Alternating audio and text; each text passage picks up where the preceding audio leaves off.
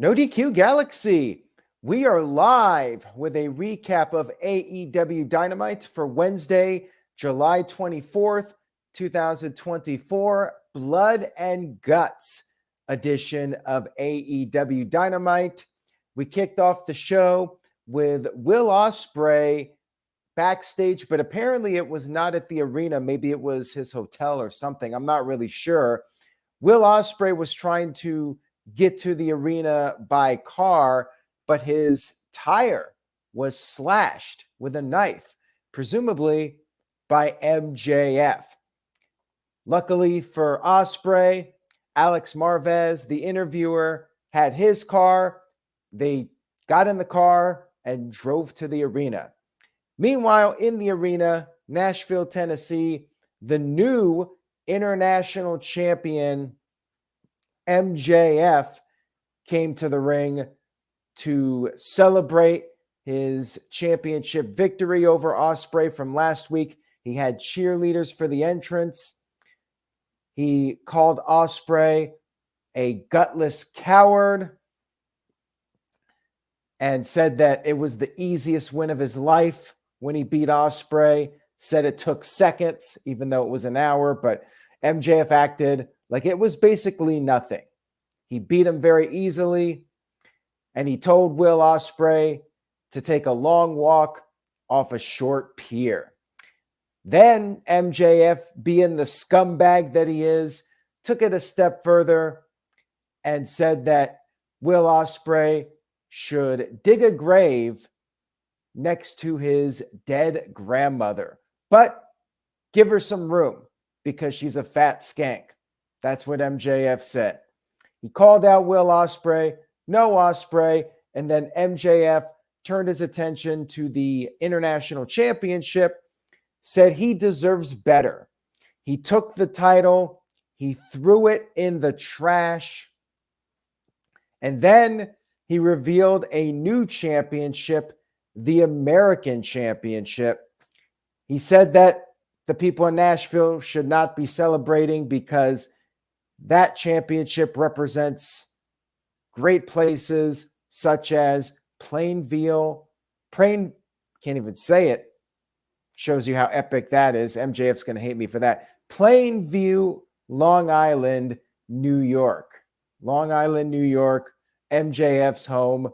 And then we had the big celebration with the streamers, and there was a flag, but instead of the 50 stars, you had the 50 faces of MJF. But guess what? Will Osprey finally showed up. He chased MJF out of the ring and then revealed that he spoke with AEW President Tony Khan and Christopher Daniels, and he will be getting his rematch for the International Championship at All In. Wembley Stadium. It is official. Osprey pulled out the international title from the trash. It will be the new champion MJF versus Will Osprey for the title at Wembley Stadium in the big rematch.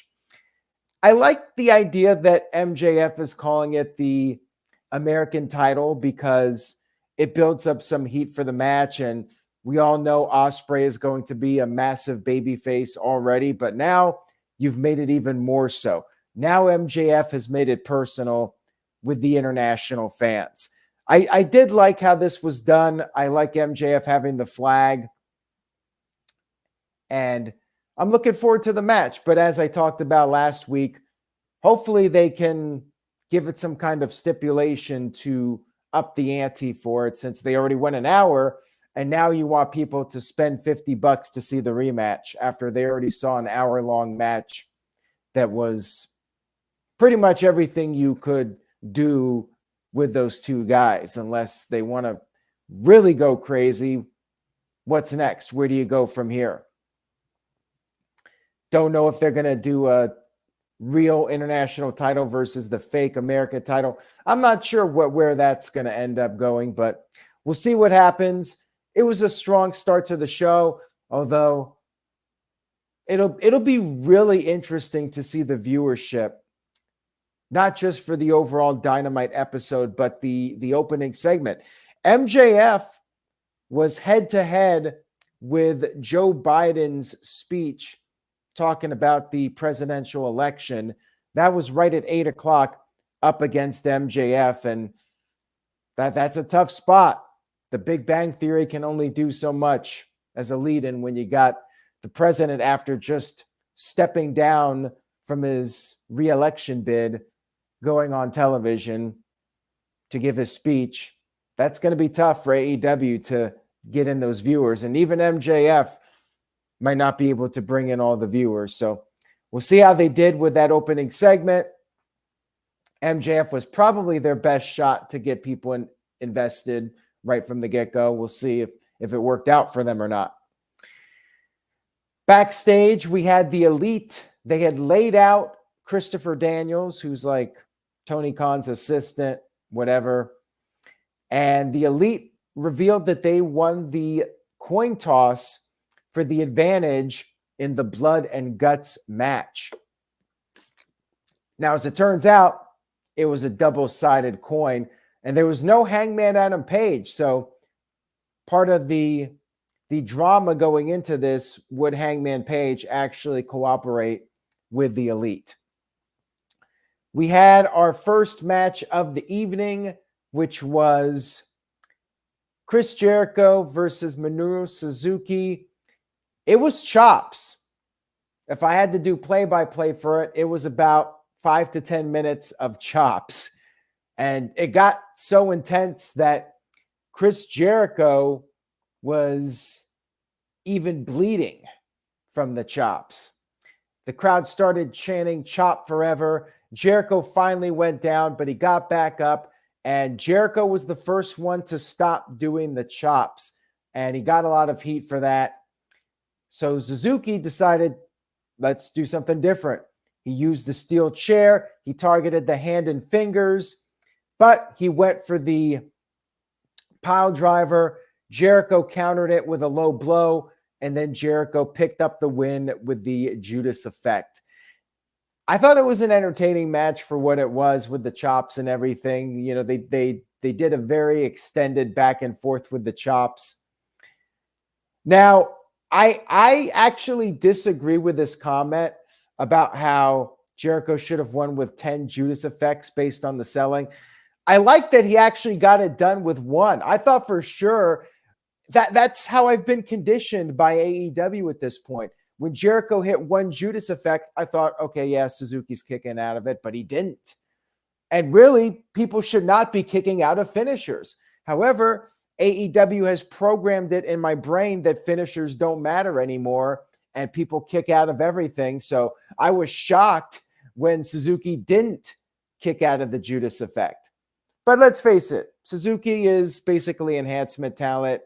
He's a veteran. He's there to put over other people. So he's not going to be winning any significant matches. He shouldn't be kicking out of more than one Judas effect as far as I'm concerned.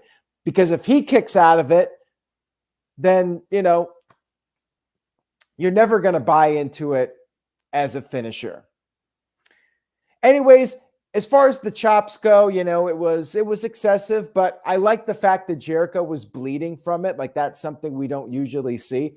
I thought it was pretty cool. I didn't really have an issue with that. It was entertaining for what it was. And then after the match, Suzuki got a little bit of revenge. He hit the pile driver, but then Big Bill and Brian Keith attacked him. However, Shibata made his return and made the save for Suzuki. We had a backstage interview with Willow Nightingale, the new CMLL Women's Champion, but she got jumped from behind by Chris Statlander, and then Stokely Hathaway, her manager, proposed an eliminator match for next week. You know, he's not a very good manager if he's just proposing an eliminator match. Why not propose a title match? Just get to the point. Say, we want a title match. What's up with this eliminator match crap? Just get to the title match. What a bad manager. I'd fire him if I was Chris Statlander. I want the damn title match. I don't want this eliminator match crap. We also had Bryan Danielson backstage. He's teasing that his career is going to be ending on a full-time basis soon, and this is his last big match going for the title. And then Jeff Jarrett came in. Jeff Jarrett getting a lot of TV time right now. And Jarrett said that Bryan overcame the odds, that he couldn't. He was proud to raise Bryan's hand as the winner of the Owen Hart tournament. But he thinks Bryan needs not just some physical healing, but mental healing. Bryan needs to go all in, so to speak, when he goes for the World Heavyweight title. He cannot be with his foot halfway out the door. He needs to be 100% mentally and physically ready for this World Championship match. Are we getting a Jeff Jarrett face turn? Or is this some kind of a swerve? And I'm not talking about Swerve Strickland. Is Jarrett going heel? He seems to be Mr. Goody Two-Shoes all of a sudden. And I'm not quite sure that I buy into it. So I feel like something's up here. We had Britt Baker versus Hikaru Shida, a rematch from the earlier days of AEW. Shida was able to avoid the lockjaw very early on, and then Shida did get in some offense. It was back and forth a little bit. They traded near falls. Shida was tempted, I should say, to use her kendo stick as a weapon, but she hesitated and then decided to not do it. She would not go into that dark place and try to cheat to win. She did not use the kendo stick. She kept her offense going. She had a Falcon Arrow, but Britt was able to stay in the match. And then Shida went for her knee strike. Britt countered it, put on the lockjaw, and won by submission. No surprise here. Shida, at this point, she's putting over other people, and Britt's the number one contender for Mercedes and is going to get the title match. Although Mercedes Moné came out there and she said, as far as the challenge goes, the answer is no. And then on top of that, we had Camille, the former NWA Women's Champion, attacked Britt Baker from behind, gave her the torture rack, dropped her, and then Camille stood tall in the ring with Mercedes. So it looks like we got a new Shawn Michaels and Diesel-like pairing with Mercedes Moné and Camille basically being the muscle for Mercedes. I do like it, and I'm hopeful that in the long run, this will elevate Camille and they can make something out of her. We'll see where this goes. She can either be Diesel or she can end up being Zoe Stark with Trish Stratus, where she ultimately doesn't get over with the fans. So I thought it was a good debut. And to respond to Ian in the chat, she was a former NWA Women's Champion. She was in the NWA for several years. She actually did appear on Dynamite a couple of years ago, but she only made like one or two appearances as part of the NWA roster. Didn't actually sign with AEW until a couple months ago and finally made her TV debut on this show. We had Pac versus Boulder, one of the Bear guys, and it was basically a squash match. Pac won with the Brain Buster. Not much to say about it. We also had Mariah May with her Owen Hart Championship and her shoe. She won a quick squash match, hip attack, Storm Zero for good measure to send a message to Tony Storm's music. And then Tony's music hit, no Tony Storm, and it looked like it was a fake out. But then all of a sudden, Tony Storm appeared in the ring. She was wearing a disguise.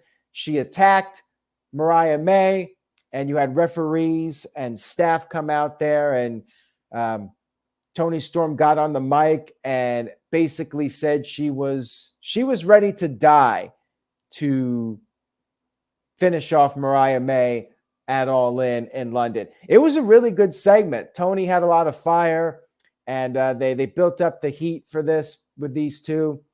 Should be a hell of a match. Could be the biggest match in AEW history as far as the women's roster goes. One of the biggest crowds they've ever had, second biggest crowd. And with the build-up, I mean, they've spent almost a year getting to this point.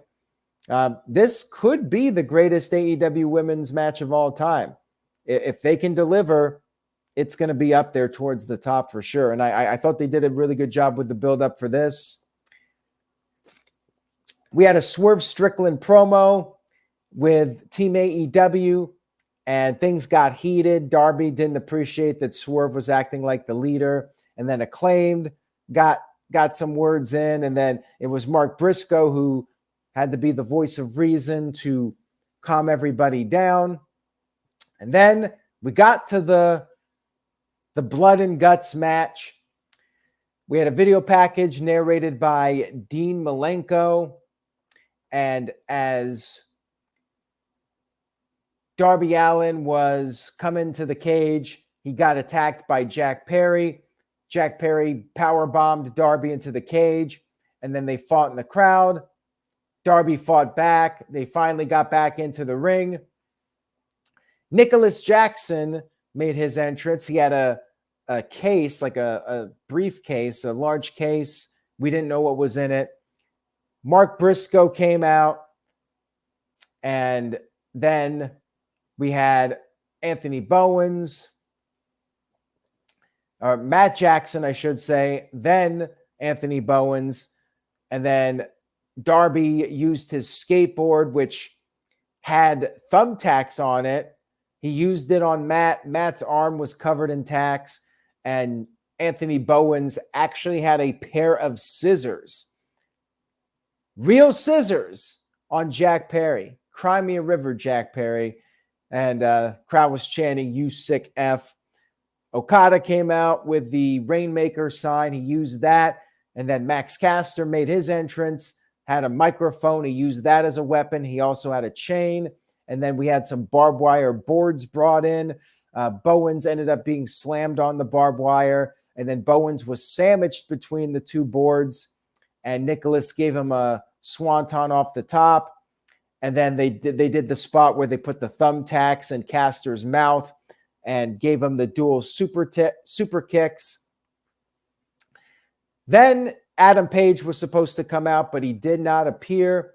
Finally, Swerve Strickland made his entrance as the last man for Team AEW, but he was jumped from behind by Hangman Adam Page. Adam Page beat the crap out of Swerve, handcuffed him to the side of the cage, and he was so fixated on Swerve that Matthew Jackson had to get on the mic and demand that Page get in the ring or he would be fired from AEW. Swerve was handcuffed. Page finally got in the ring, and the match officially started after all that. Once everybody's in the ring, the match officially starts, although Swerve technically wasn't in the ring, but Matt's an EVP, and he told the referee to start the match. So it officially began. There was some dissension between Page and Okada, but they quickly regrouped. And then Jeff Jarrett, once again coming down, he hit Brandon Cutler with the guitar. Billy Gunn was out there along with Prince Nana. The three of them were able to free Swerve from the handcuffs. Swerve got in the ring, cleaned house, got his hands on Adam Page, but then the Bucks pulled out some staple guns from that case, and they stapled Swerve repeatedly, but Swerve was just laughing them off. He fought them off, and he used the stapler. He even used the stapler when Okada gave him the middle finger. Swerve stapled the middle finger of Okada, and then you had Page going for the buckshot on Swerve, but he missed and hit Okada instead. I wonder if that's going to set up a match at All In between Okada and Page. And then during the final commercial break, Paige and Swerve tackled each other off the stage, and they were basically out of the match at that point. And then a bunch of tables were stacked on the outside of the ring. I like that they did this during the commercial, so there wasn't the dead air. But yeah, we had like 4 tables stacked on the outside. Nicholas Jackson and Bowens climbed up the cage, and they were right towards the top. Bowens got knocked off the side of the cage. He flew off, crashed through the 4 tables, and then back in the ring, Mark Briscoe put Matthew Jackson through a table with the flying elbow.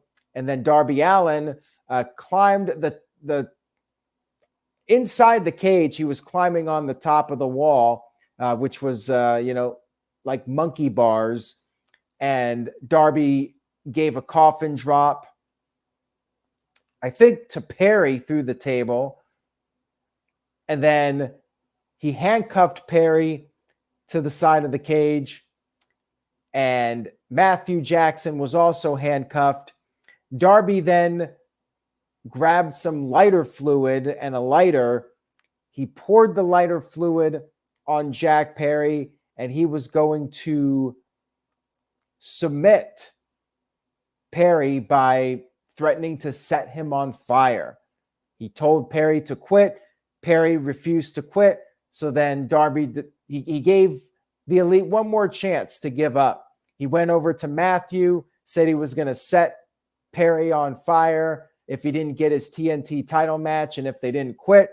Matthew did agree to give him the title match. And also, Matthew, after saying that they were going too far, he did give up.